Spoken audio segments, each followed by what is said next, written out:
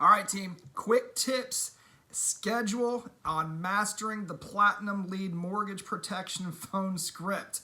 In order to master the phone script, you've got to understand what you're doing, how you're calling, and who you're calling. With mortgage protection, these are people that filled out a form, that pretty much most of them have a 9-to-5 job unless it's a refi or an equity loan that they filled it out and they want to protect. So, I get a lot of questions all the time of people who ask me, when is the best time to dial their mortgage protection leads, their platinum leads? And, to tell you the truth, there's no bad time to dial. Unless, of course, you're dialing throughout the day, which we do teach 15 to 25 dials a day.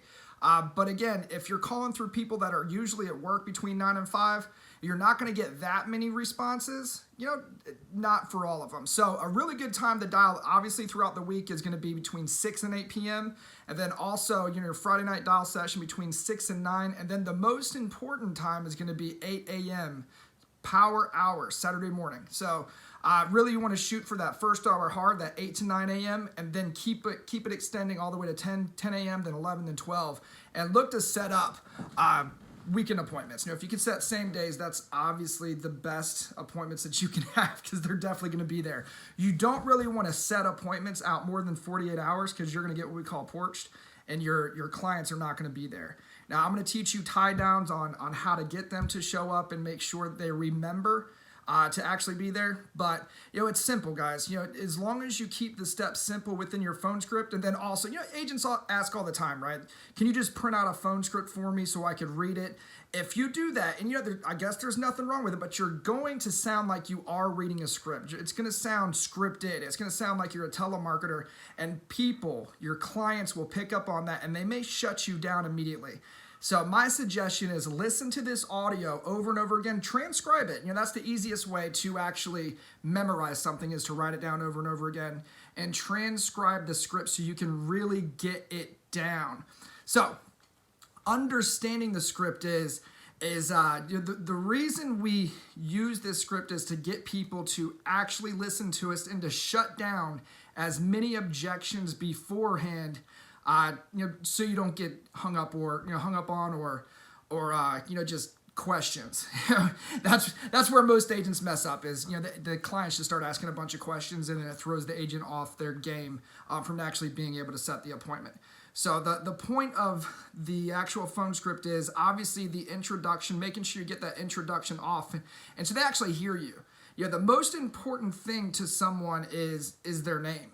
So when we teach the phone script, we teach you how to not sound like a telemarketer. So inflection matters. The pitch of your voice matters. The speed of your cadence matters. Between the transitions, all that matters within the phone script. Talking loud enough so they can hear you.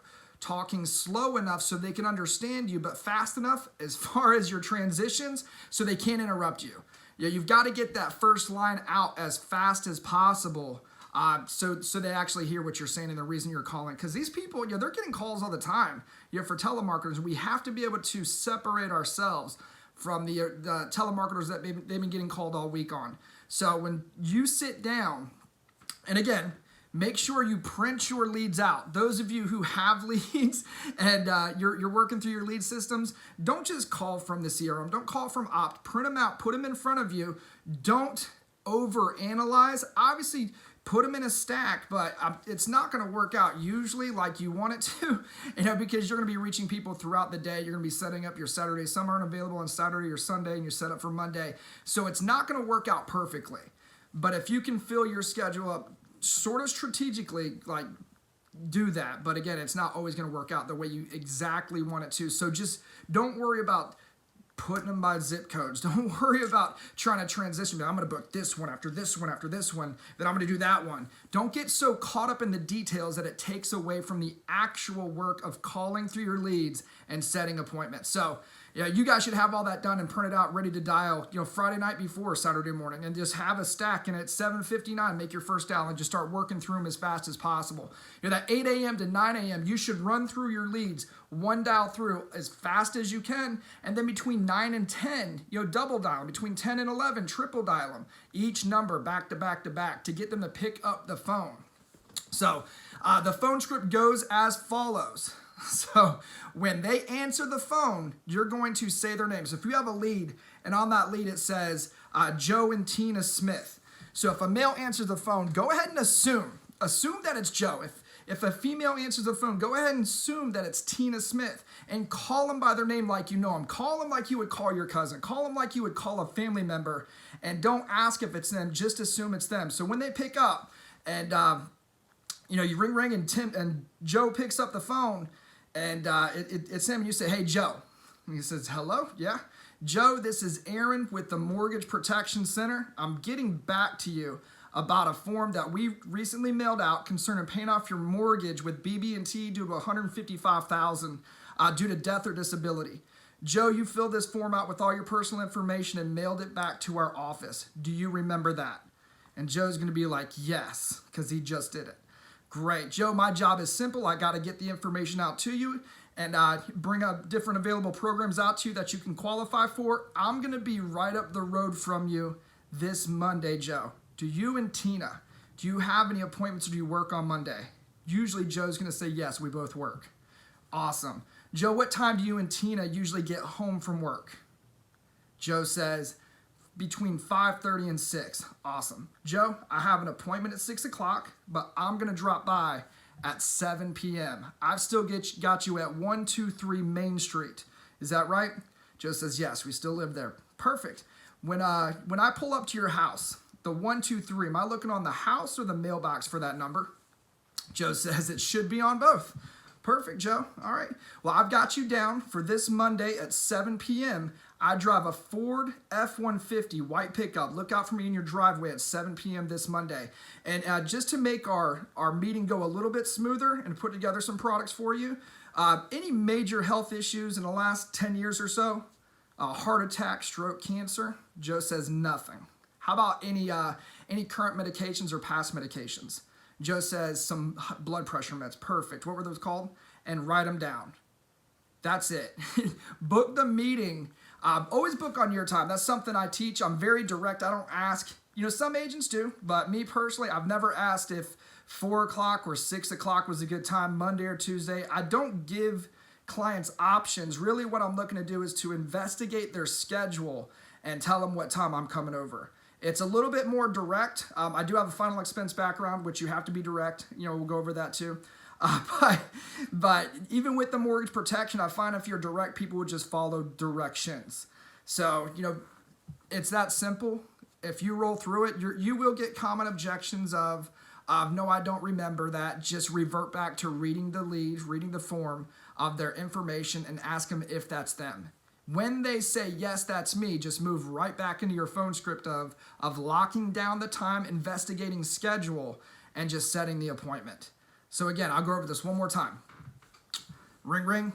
"Hello?" Joe says, "Hello," right? I say, "Hey, Joe."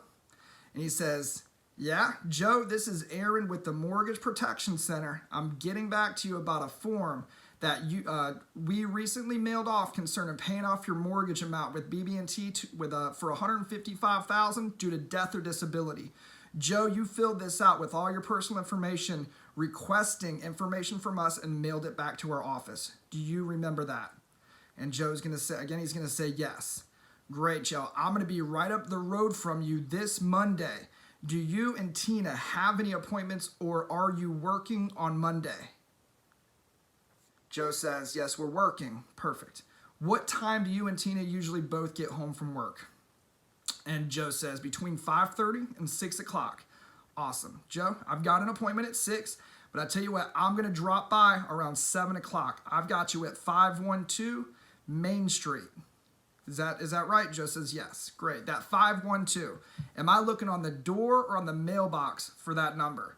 Joe says, "It's on the mailbox." "Perfect. All right, well, I'll look out for it then. Joe, I've got you down for this Monday, 7 o'clock. I drive a Ford F-150 white. Look out for me in your driveway around 7 on Monday. And just to make this meeting go a little bit smoother so I can put some products together for you, any major health issues for you and Tina in the last 10 years or so? Any heart attack, stroke, cancer, diabetes?" Joe says, "No, we're healthy." "Awesome. Any other medications that you're currently taking or have taken in the past?" Joe says, "No medications." "Awesome. Well, I've got you down for this Monday at 7 o'clock. Make sure that you have it written down in your schedule. Yeah, I'm definitely going to be there at 7. Give me about 10 to 15 minutes leeway on either side. And do me a favor, Joe. I'm definitely going to be there. Is there anything that's going to prohibit you from being there at 7 o'clock on Monday? Joe says nothing. Awesome. I'll see you this Monday, Joe. And that's it. You know, guys, lock your meetings down tight. I would book an hour and a half, apart for new agents. You should be getting your meeting times down between 45 minutes and an hour. But again, as a new agent, hour and a half is probably enough time to be able to lock in appointments.